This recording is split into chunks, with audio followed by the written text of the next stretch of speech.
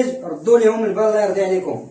عندي جوج بلايص غادي نوقف فيهم، ولو العاود يضرب تاعيا ما غاديش يقيسني، يدير اللي بغا يدير. كان العاود كيضرب برجليه ديال القدام غادي نوقف هنا، يكابري تاعيا ولا يضرب برجليه ديال القدام ما غاديش يقيسني. هذه هي لا سيكيريتي ديالك باش ما تقعش. كما كتشوفوا هاد البلاصه بالضبط يضرب برجليه ولا يدير اللي بغا ما غاديش يقيسني. بالنسبه للور ما كنفوتش هاد ليسباس هذا كما كتشوفوا هنايا، هذا هو ليسباس ديالي هنا. بغا يضرب العاود نطبطب عليه، بغا يضرب بغيت نشد ليه رجلو كما كتشوفوا، ولو يضرب ما غاديش يوصلني.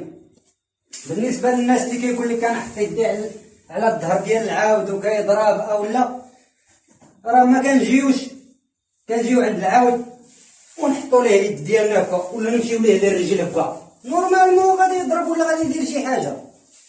بغيت نمشي لواحد البلاصه خاصني نعلم العاود هكا نعلمو يدير اتونسيون معايا، يتقبل الاشاره ديالي ونمشي معاه مع ظهرو. هذه هي الوسيله، كيحس بيدك فين غاديه كما كتشوفوا. ها هي بدات كتعطيني الرجل.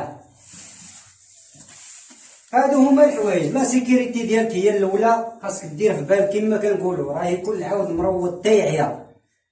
رد البال ديالك، ما عمرك تنعس. الا نعستي مع العاود غادي تجيبها في راسك. نوقف هنا ولو باغي يعض ما غاديش يوصلني، وديما كنشد هكا. شديتي باليمنيه ديما وجد اليسريه.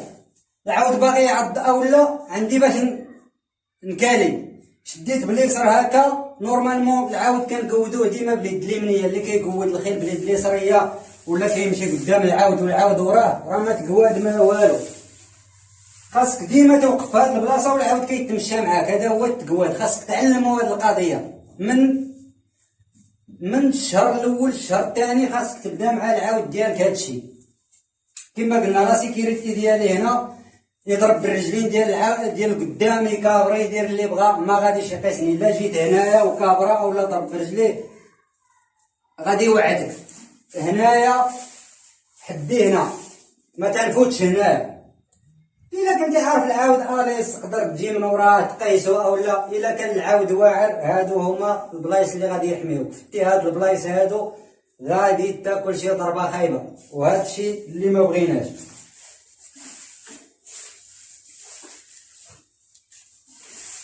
بالنسبه كما قلنا الخيل اللي كيضربوها الاخوان كيفاش غادي تتعامل معاهم. عاود كيضرب كيعض ما عندك ما دير. خاصك تحاول انك تحيد منه ديك القضيه بالتعامل الزوين كما قلنا. ربما هاد العاود هذا خاصك تقدر الظروف ديالو، ربما كانوا كيضربوه، ربما داس عليه واحد كما كنقولوا يعني مولاه اللي شريتيه من عنده اولا انت نيت اولا خوك اولا الخدام ديالك كان كيضرب داك العاود ولا كيدافع على راسو. خاصك انت توصل ليه الفكره بلا راني صاحبك راني خوك اللي خصاتك نجيبها لك.